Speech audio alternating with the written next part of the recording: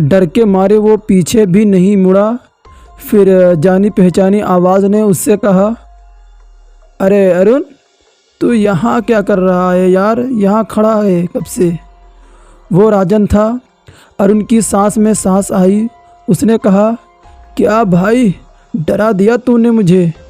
तो राजन ने कहा, अरे यार, मेरी नींद खुली तो मैंने तुझे बाहर आते हुए देखा, फिर मैं भी आ गया तेरे पीछे। क्या बात है बता? तो अरुण ने कहा, अरे यार, वो मैंने किसी को यहाँ से भागते हुए देखा, और देखना अंदर कमरे से कितनी अजीब अजीब सी आवाज़ आ रही हैं। तो राजन ने कहा, यार, मुझे तो वैसे कोई भी आवाज़ नहीं आ रही है, ज़रूर तुझे कोई वहम हुआ होगा। तो अरुण ने कहा, अरे आ रही है यार, रुक तू। फिर अरुण ने वो दरवाज़ा खोला और अंदर गया। राजन भी डरते हुए अंदर ही चला गया। अरुण को कमरे में कोई भी नहीं मिला। तो अरुण ने कहा, ऐसे कैसे हो सकता है? यहाँ पर कोई तो नाच गा रहा था यार, मैंने सुनी है घुंघरू की आवाज़। राजन ने कहा, चल यार, नींद पूरी नहीं हो रही है, चल सो जा, ये सब तेरा वहम है। राजन उसका हाथ पकड़कर उसे ले जा ही रहा था कि अचानक से राजन चलते चलते रुक गया। तो अरुण ने कहा कि क्या हुआ भाई? राजन ने अपने आगे की ओर इशारा किया।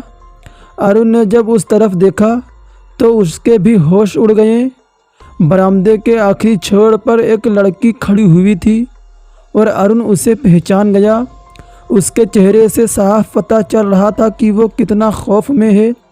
अरुण ने कहा, यार, ये तो वही पेंटिंग वाली लड़की है, ये कैसे हो सकता है? फिर मंजुलिका वहाँ से जाने लगी और उसके पैर में बंधे हुए घुंघरू जोर से बजने लगे। राजन ने कहा, ये तो कमरे की तरफ जा रही है, मतलब वो अफवाह सच है यार, यहाँ सच में भूत है यार। तो अरुण ने कहा, चल जल्दी चल। उन्होंने तुरंत उस कमरे से निकलने की कोशिश की, पर निकलने से पहले ही कमरे का दरवाज़ा बंद हो गया। राजन और अरुण दोनों कमरे में फंस गए। दूसरी ओर अतुल और अनमोल कमरे में अकेले ही सो रहे थे। मंजुलिका गाना गाते हुए कमरे की ओर बढ़ ही रही थी और राजन और अरुण कमरे का दरवाज़ा पीटकर मदद के लिए पुकार रहे थे। अनमोल की भी नींद उसी वक्त खुल गई। वो उठ के बैठ गया और बोला, यहाँ नींद क्यों नहीं आ रही यार, और ये अरुण और राजन कहाँ गए? तभी किसी ने उसके कमरे का दरवाज़ा खटखटाया। अनमोल ने सोचा कि राजन और अरुण ही होंगे, तो वो दरवाज़ा खोलने के लिए उठा। फिर जैसे ही उसने दरवाज़ा खोला, अचानक से उसे ऐसा लगा जैसे कि किसी ने उसके शरीर को धक्का मारा हो। वो पीछे की ओर लड़खड़ाया। उसी वक्त विक्रम के कमरे का दरवाज़ा भी खुल गया। वो लोग बेहद हैरान परेशान हो गए थे। उन लोगों ने बिना समय गवाए कमरे में जाकर अपने दोस्तों को सारी बात बतानी ज़रूरी समझी और वो लोग भागते हुए कमरे में पहुँचे। कमरे का दरवाज़ा खुला ही हुआ था। जब वो लोग अंदर गए तो उन लोगों ने अनमोल और अतुल को आराम से सोते हुए देखा। ये देखकर राजन ने कहा, शायद यार वो यहाँ नहीं आई, कहाँ गई होगी वो? फिर अरुण ने कहा, मुझे तो कुछ समझ में ही नहीं आ रहा यार, जल्दी उसके बारे में ही पता करना होगा। अब तो मुझे यहाँ रहने में बेहद डर लग रहा है।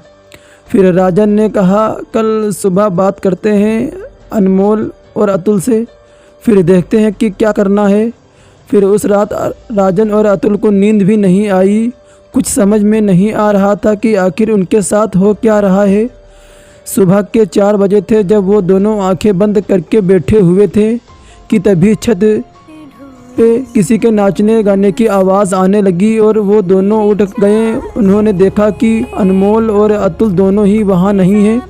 वो दोनों छत की ओर भागे और जो उन्होंने देखा वो देखकर उनके होश ही उड़ गए। छत पर अतुल पैर में घुंघरू पहने हुए नाच रहा था और अनमोल भी उसे शौक होकर देख रहा था। अरुण ने पूछा, क्या हुआ, ये ऐसे लड़कियों की तरह क्यों नाच रहा है? तो अनमोल ने कहा, पता नहीं यार, मुझे तो घुंघरू की आवाज़ आई तो मैं यहाँ आया और देखा तो यहाँ नाच रहा था। अरुण ने कहा, अतुल क्या कर रहा है यार, पागल हो गया क्या तू? लेकिन अतुल उनकी बातें बिना सुने बस नाचने में मगन था। राजन को गुस्सा आ रहा था, इसलिए उसने अतुल का हाथ पकड़कर उसे रोक दिया और कहा, साले ऐसी हरकतें क्यों कर रहा है, हाँ? चल यहाँ से। लेकिन अचानक से अतुल के चेहरे का रंग बदलने लगा और वो गुस्से से लाल हो गया। ना जाने उसे क्या हुआ कि अचानक से उसने राजन के गाल पर एक तमाचा जड़ दिया और सब देखते ही रह गए। अतुल ने अजीब सी आवाज़ में कहा, मुझे नाचने से मत रोकना वरना जान ले लूँगी तेरी। ये सुनकर सब दंग रह गए थे। अरुण ने कहा, तू ऐसे बातें क्यों कर रहा है साले? अतुल ने बस उसे घूर कर देखा और फिर वहाँ से चला गया। अनमोल ने कहा, क्या हुआ यार अचानक इसे? तो अरुण ने कहा, अब तो मुझे यकीन हो गया है यार कि यहाँ पर कोई सच में कुछ है, वो अफवाह नहीं बल्कि सच है। यहाँ सच में एक लड़की का भूत है यार। अनमोल ने कहा, कौन सी लड़की? तो अतुल ने कहा, जिसकी तस्वीर विक्रम के कमरे में थी। तो अनमोल ने कहा, कौन? वो मंजुलिका।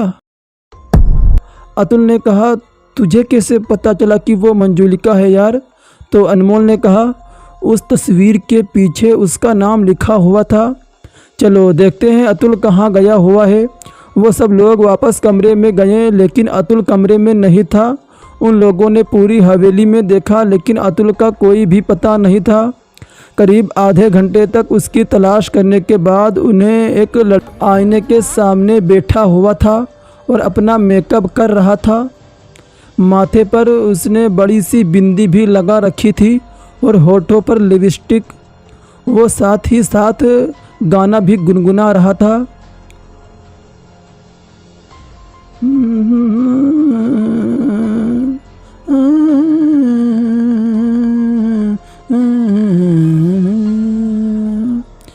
उसके पैर बैठे बैठे भी सिरक रहे थे। तो अरुण ने कहा, ए अतुल, ये सब क्या कर रहा है तू? अतुल अपना काम करते करते रुक गया और बोला, मेरे कमरे से निकलो बाहर बेशर्मो, तुम्हें शर्म नहीं आती?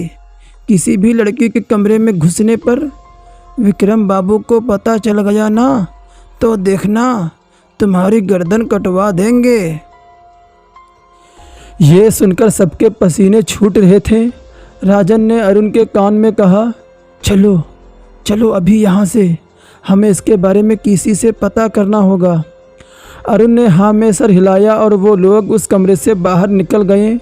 अनमोल ने कहा, कल रात कुछ अजीब तो हुआ या था यार मेरे साथ भी।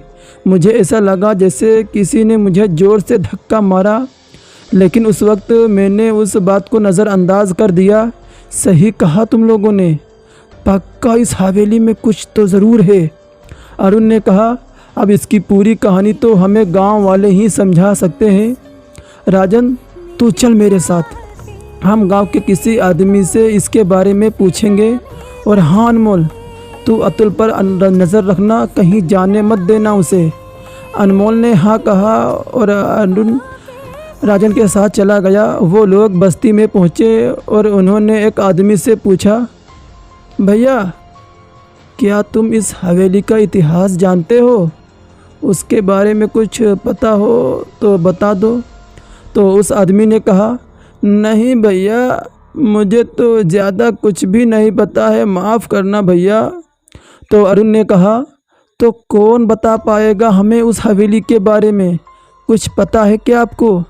तो उस आदमी ने कहा, हाँ, गांव के मुखिया ही बता सकते हैं, क्योंकि उन्होंने अपने पिता से हवेली की कहानी सुन रखी है, लेकिन उन्होंने कभी किसी को इसके बारे में नहीं बताया, इसलिए आपको उन्हें मनाना पड़ेगा। राजन ने उससे मुखिया का घर का पता पूछा और फिर वो लोग मुखिया के घर पहुंच गए। मुखिया ने ही उन्हें मुश्किल से हवेली में रुकने की परमिशन दी थी, इसलिए उन्हें आशा तो थी कि वो इस बारे में उनकी मदद ज़रूर करेगा। जब वो लोग मुखिया के घर गए तो मुखिया ने उनसे सवाल किया, यहाँ क्यों आए हो? हाँ। तो अरुण ने उन्हें सारी बात बताई और मुखिया गुस्से से लाल हो गया। वो बोला, कहा था ना मैंने कि उस हवेली में मत जाओ, लेकिन नहीं, तुम लोगों ने वापस उसे आज़ाद कर दिया। अब पता नहीं क्या होगा। तो राजन ने कहा, अरे आप हमें सारी बात बताइए कि हवेली का राज क्या है, हम सब कुछ ठीक करने की पूरी कोशिश करेंगे। तो मुखिया ने कहा, उस हवेली में मंजुलिका की आत्मा भटक रही है। ये बात आज से 200 साल पुरानी है। हवेली के राजा विक्रम सिंह का राज चल रहा था इस मानिकपुर में।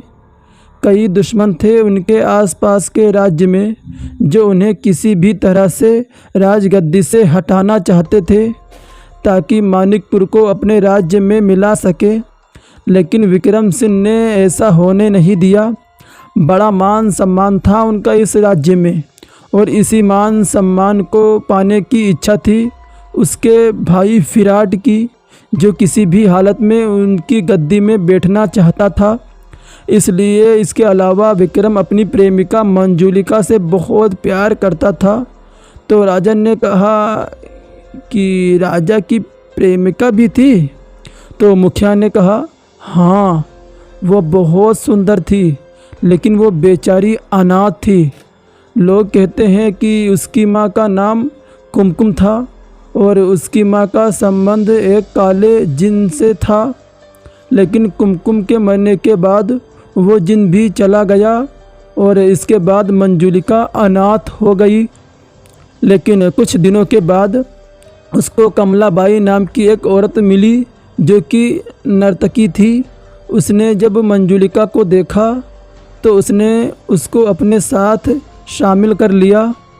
मंजुलिका भी मान गई क्योंकि उसका इस संसार में कोई भी नहीं था, तो वो कमलाबाई को अपनी बड़ी माँ मानती थी और कमलाबाई अक्सर राजा विक्रम के हवेली में नाच गाना करती थी।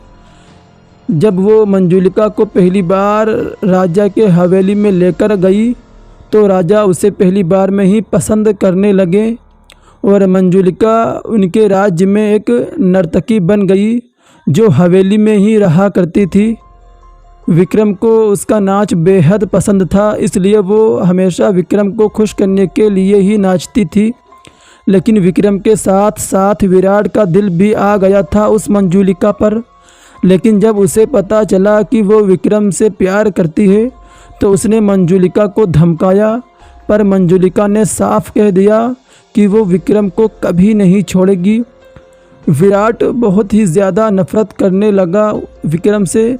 उसे लगता था कि उसने उसका सब कुछ हथिया लिया है और इस वजह से उन दोनों भाइयों के बीच बहुत बड़ा झगड़ा होता था।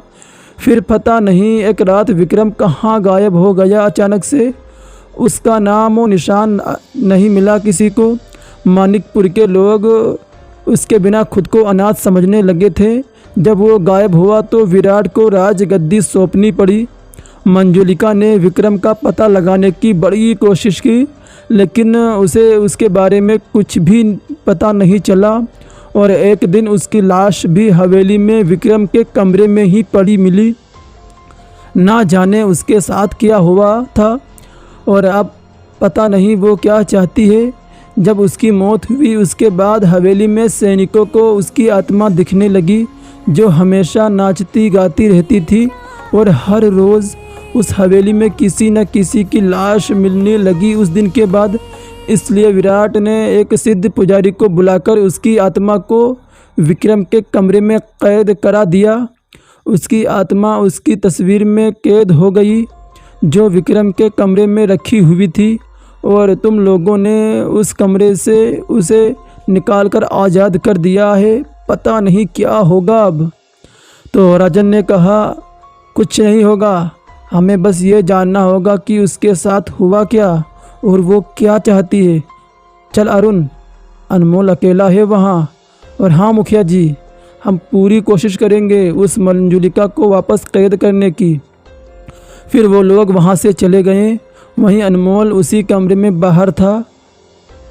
वही अनमोल उसी कमरे के बाहर था जहाँ अतुल कब से बैठा हुआ था।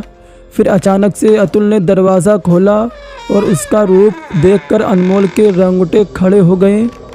अतुल ने साड़ी पहन रखी थी और साथ में जेवर भी।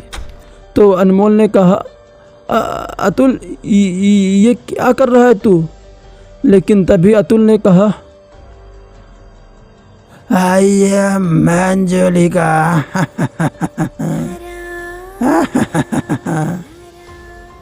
ये सुनकर अनमोल के होश उड़ गए। उसे समझ नहीं आया कि वो क्या करे।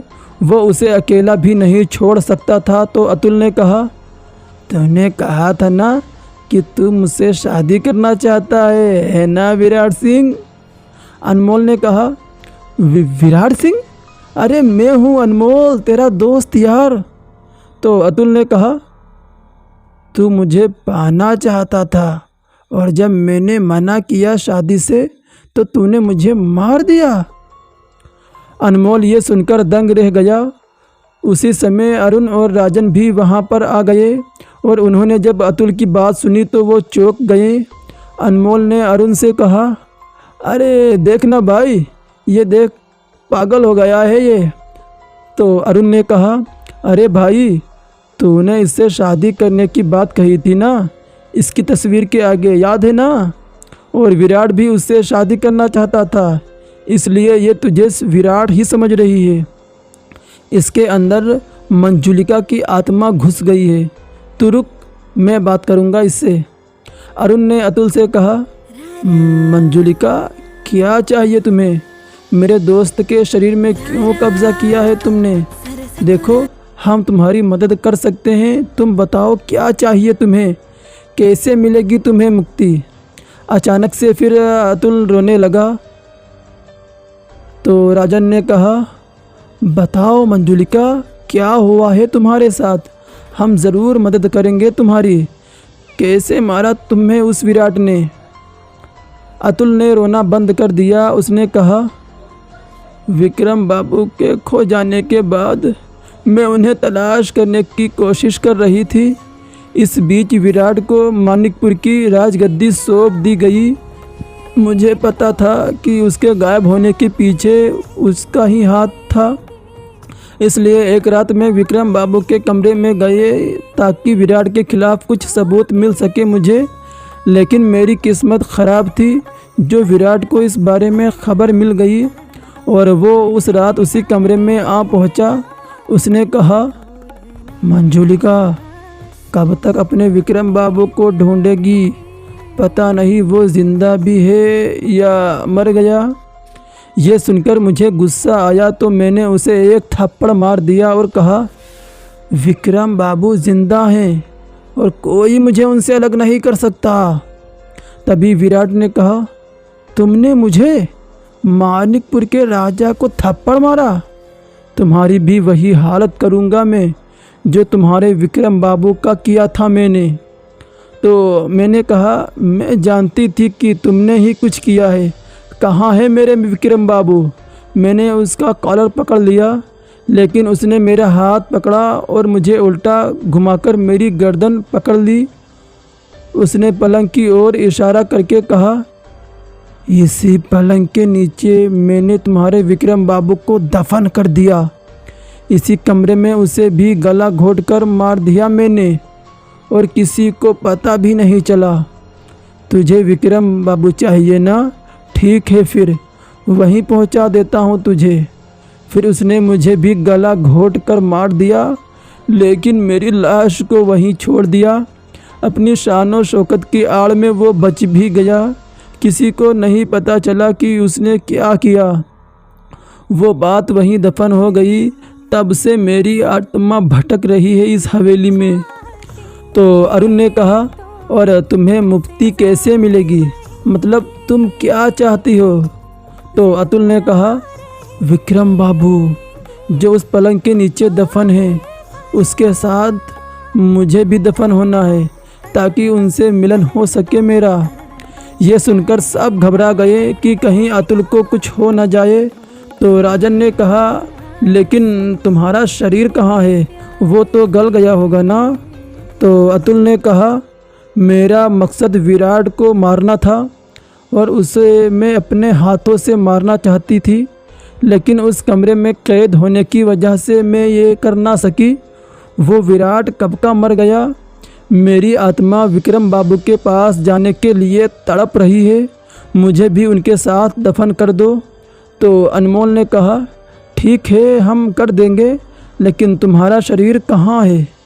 इसके बाद अतुल वहाँ से जाने लगा और उसके पीछे पीछे सभी दोस्त जाने लगे। वो लोग हवेली के आंगन में पहुँच गए और अतुल ने आंगन के बीचों बीच इशारा करते हुए कहा। जब अगले दिन सैनिकों ने मेरी लाश को देखा तो उन लोगों ने मुझे विराट के इशारे पर यहाँ दफन कर दिया। यहाँ से मेरे शरीर को निकालकर विक्रम बाबू के साथ दफन कर दो। सबको बड़ा अजीब लग रहा था, क्योंकि ये बात 200 साल पहले की थी और अब तक पता नहीं उसके शरीर की हड्डियाँ बची भी होंगी या नहीं। अरुण ने कहा, ठीक है हम करते हैं, लेकिन अतुल को कुछ मत करना तू।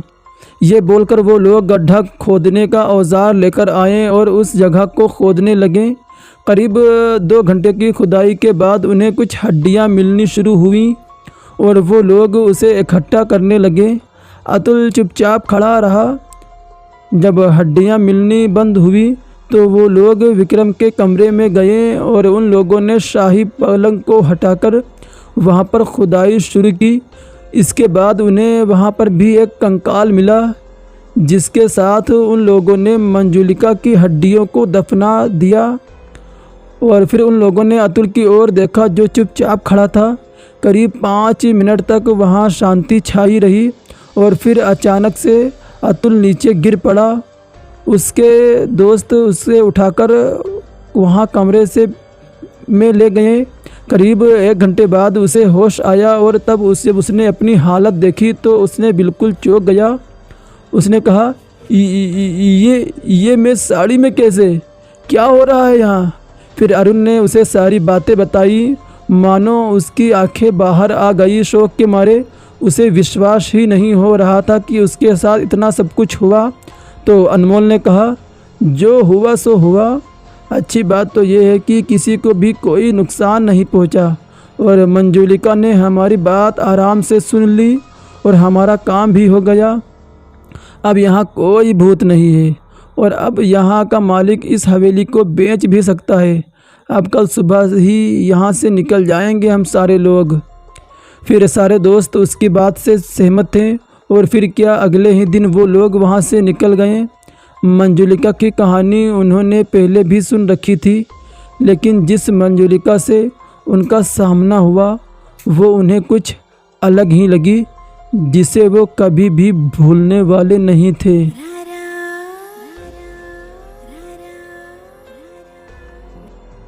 दोस्तों, अगर ये कहानी आपको पसंद आई है तो प्लीज़ कहानी को लाइक करें और प्यारा सा एक कमेंट ज़रूर करें। और हाँ, अगर अभी तक आप लोगों ने हमारे चैनल को सब्सक्राइब नहीं किया है तो प्लीज़ हमारे चैनल को सब्सक्राइब करें, ताकि हम जब भी नई वीडियो अपलोड करें सबसे पहले आप तक नोटिफिकेशन पहुंच सके।